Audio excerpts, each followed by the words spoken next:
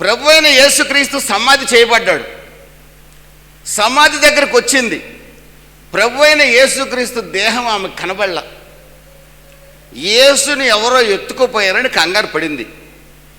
పేతురు, తోమ, ఆంద్రయ వీళ్ళందరూ గడగడలాడుతూ యేసు ప్రభువుని సిలువ వేశాక గదిలోకి వెళ్ళి 104 జ్వరంతో గడగడ గడగడ వణుకుతున్నారు. మగ్దలేనే మరియ మాత్రం యేసు సమాధి చుట్టూ తిరుగుతుంది. యేసు సమాధి చుట్టూ తిరుగుతుంది. ఎందుకు ఆమె అలా చూసింది? తొంగి యేసు ప్రభు దేహం కనబల్లా. వెంటనే ఆడమనిషి కదండి, పేతురు గారు మాట్లాడితే పొడి చేయమంటావా చంపేయమంటావా అంటాడు కదండి. యేసు ప్రభుని పట్టుకోవడానికి వస్తే ఒకటి చెవు కూడా నరికేశాడు కదండి. సమరయులు యేసు ప్రభుని చేర్చుకోపోతే, ప్రభువా అగ్ని దిగి వచ్చి ఈ పట్టణాన్ని నాశనం అగునట్లుగా ఆజ్ఞాపించమంటావా అని అడిగాడు కదండి. చాలా ధైర్యస్తుడు అనుకుంది పేతురు. మగ్దలేని మరియ ఏమెవరు? లూకాసు వార్త 8వ అధ్యాయం 2వ వాక్యంలో 7 దయ్యాలు పట్టి ఉంటే ఈమెకి యేసు ప్రభు ఆమెను విడిపించాడు. 7 దయ్యాలు పట్టిన ఒక స్త్రీని ప్రభు విడిపించాడు. ప్రియమైన దేవుని బిడ్డలారా, ప్రభు చేత విడిపించబడింది ఈమెనా? పేతురు విడిపించబడలేదా? మత్తయి విడిపించబడలేదా? మరొకాయన విడిపించబడలేదా? అందరూ విడిపించబడ్డారు. కానీ అందరూ ఒకే రకంగా ప్రభువుని ప్రేమించలా.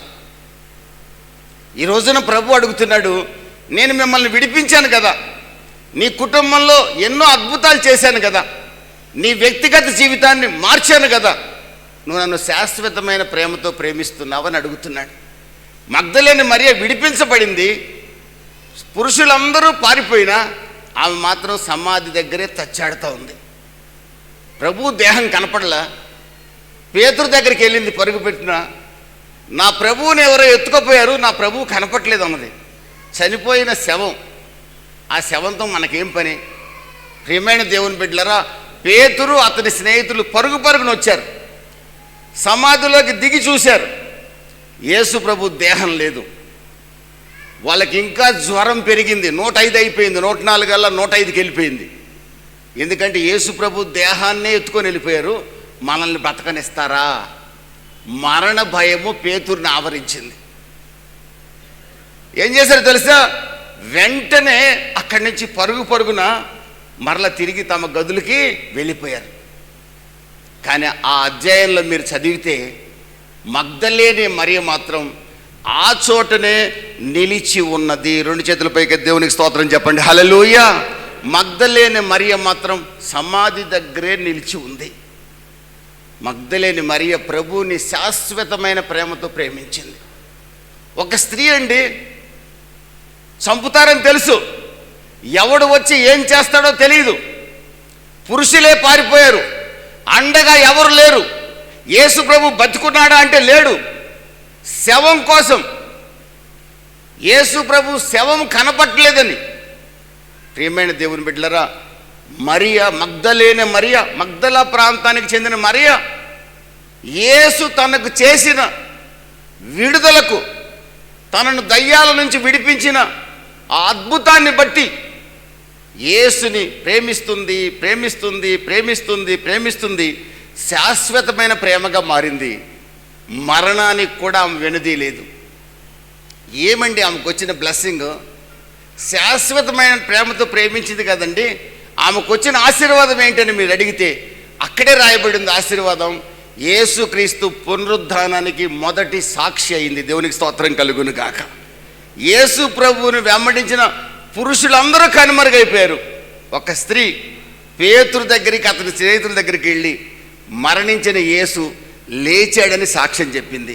ఈ రోజున మగ్దలేని మరియ గురించి లేకుండా యేసుక్రీస్తు పునరుద్ధానాన్ని చెప్పగలిగే దైవ సేవకుడు ఎవడూ లేడు. మగ్దలేని మరియ లేకుండా పునరుద్ధానం అనేది చెప్పబట్టడానికి వీల్లేదు. గొప్ప ఆశీర్వాదం యేసుని శాశ్వతమైన ప్రేమతో ప్రేమించడం ద్వారా ఆమె జీవితంలో కలిగింది. దేవునికి స్తోత్రం కలుగును కాక. విలియం కేరీ భారతదేశానికి వచ్చాడు. 41 సంవత్సరాలు సేవ చేశాడు. 700 మందిని మాత్రమే రక్షించగలిగాడు. 700 పీపుల్ని మాత్రమే రక్షణలోకి నడిపించగలిగాడు. ఆదోనిరామ్ జడ్సన్ బర్మా ప్రాంతానికి వెళ్ళాడు. 10 years సేవ చేశాడు. ఒక్కడు రక్షించబడలా.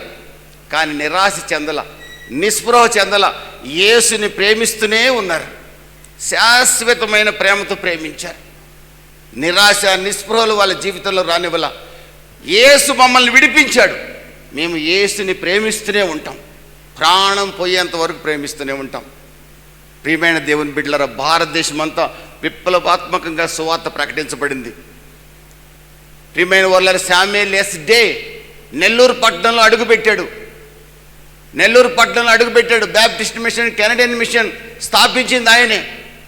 ఆ రోజున ఆయన్ని ఒక పూజారి ఆ చెంప ఈ చెంప కొట్టాడు నెల్లూరు మిషన్ కాంపౌండ్లో. విగ్రహారాధనను వ్యతిరేకిస్తావా నువ్వు? ఎవడు నువ్వు ఇక్కడికి వచ్చి పరమతాన్ని బోధిస్తున్నావని. కానీ ఆ శామ్యూయల్ ఎస్ డే ఏమాత్రం వెనుకాడలేదు. సహించాడు, భరించాడు, దెబ్బలు తిన్నాడు, ప్రభువుని ప్రేమిస్తూనే ఉన్నాడు. ఈ రోజున లోన్ స్టార్ బ్యాప్టిస్ట్ చర్చి పునాది కారకుడయ్యాడు. ఈ రోజున అనేక బ్యాప్టిస్ట్ సంఘాల స్థాపకుడయ్యాడు. కెనడియన్ బ్యాప్టిస్ట్ మిషన్ స్థాపకుడయ్యాడు. దేవునికి స్తోత్రం కలుగును గాక. ప్రభు అయిన యేసుక్రీస్తుని శాశ్వతమైన ప్రేమతో ప్రేమించగలిగితే మీ జీవితాలు పరిమళ వాసనగా ఉంటాయి. మనము నోరు తెరవకపోయినా మన సాక్ష్యము వ్యాపిస్తుంది. అనేకుల్ని మనం ప్రభు వైపు నడిపించే సాధనాలుగా మారగలుగుతాం. విలువైన జీవితం అండి ఇది. ఈ విలువైన జీవితాన్ని విలువగా బతకగలగాలండి. ముఖ్యంగా క్రైస్తవులం విలువగా జీవించాలి.